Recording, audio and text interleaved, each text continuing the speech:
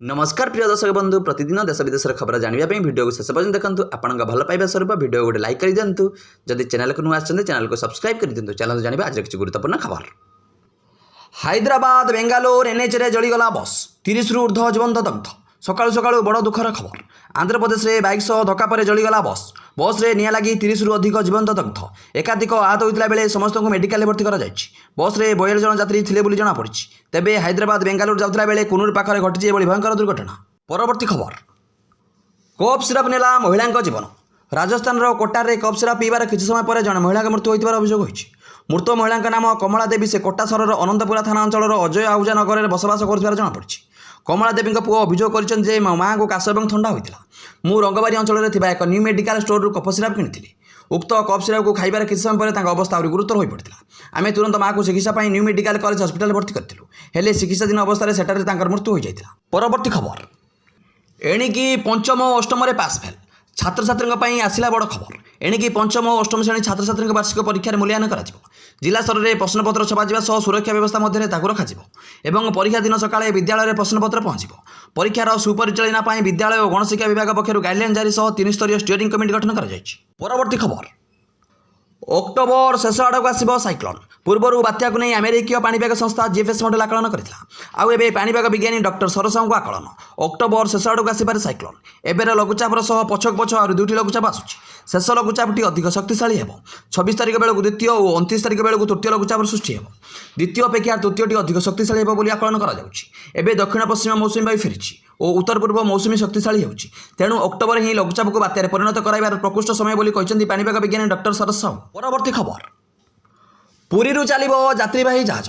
पुरी में प्रतिष्ठा हो यात्रीवाही जहाज केन्द्र बा समुद्र पर्यटन टर्मिनाल। पुरी राज्य और राज्य बाहर विभिन्न स्थान को यात्री को नहीं घरोई शौखीन जहाज चलाचल कर विभिन्न जातीय गणमाध्यम खबर प्रकाश पाई।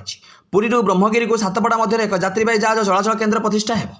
पुरी श्री जगन्नाथ विमान मंदिर निकट में यात्रीवाही जहाज चलाचल केन्द्र कर पर्यटन स्थल को आकर्षक करने को सरकार योजना कर। परवर्ती खबर दीपावली में अंध हो गले 14 पिला। चलित वर्ष दीपावली अवसर में व्यवहृत कार्बाइड गन बा देशी फायर क्राकर गन नामक एक विपज्जनक खेलना मध्यप्रदेश में 14 जन शिशु से दुष्टिशक्ति हराई। मात्र 3 दिन मध्य राज्य विभिन्न डाक्तखाना 122 रु अधिक शिशु गुरुतर आखि आघात नहीं भर्ती होती आउ 14 जन आखि हराई। सबुठारु अधिक क्षतिग्रस्त जिला होउछि विदिशा जेउठारे अक्टोबर 18 तारिख में सरकारी निषेध सत्वे स्थानीय बजार में खोलाखोली भाव में अशोधित कार्बाइड बंधुक बिक्री होता। परवर्ती खबर दुर्गापुर गणदुष्कर्म मामला आज टीआई फरेड।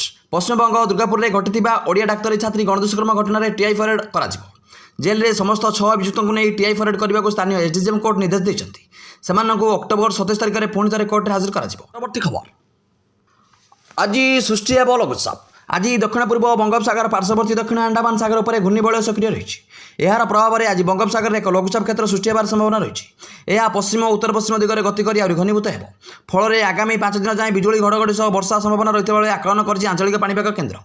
तेबे यार प्रभाव सीधासलख ओडिशा पर नथिबा बेले दक्षिण उपकूल ओडिशा रे वर्षा संभावना रही। आगामी 24 घंटे में मालकानगिरी कोरापुट कलाहांडी नवरंगपुर कंधमाल रायगढ़ गंजाम गजपति नयागढ़ खोर्धा और पुरी यही 11टी जिला को बिजुली घड़घड़ी सह वर्षा हो येलो वार्निंग जारी कर। 25 तारिख वर्षार विस्कृति बढ़ा सह वर्षा समय 30 रु 40 किलोमीटर बेगर पवन बहीपे। परवर्ती खबर एनकाउंटर रे टलिले 4 कुख्यात अपराधी। दिल्ली पुलिस क्राइम ब्रांच और बिहार पुलिस मिलित ऑपरेशन में एक बड़ सफलता मिली। उभय राज्यर पुलिस रोहिणी में एक एनकाउंटर में बिहार 4 जन मोस्ट वांटेड गैंगस्टर को निपात कर। परवर्ती खबर आत्मसमर्पण कला सुदर्शन। पीतबासपणाक हत्या मामला में आत्मसमर्पण कर फेरार अभियुक्त सुदर्शन जेना ब्रह्मपुर बैद्यनाथपुर थाना आत्मसमर्पण कर। बीजेडी नेता विक्रम पंडा का सहयोगी थिला सुदर्शन जेना।